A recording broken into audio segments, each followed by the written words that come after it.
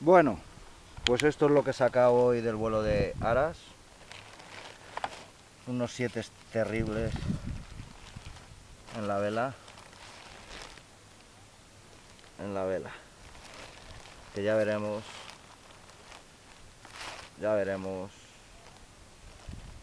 cómo barremos. Se me ha jodido el vuelo de hoy. Allí tenemos a un amigo volando. Justo cuando he levantado la vela he visto que se me había roto. Una mierda.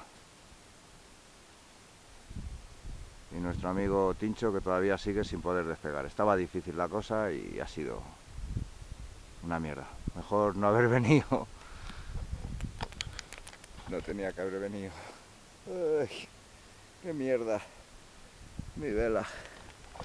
Toda rota. Toda rota. Terrible de jarrón.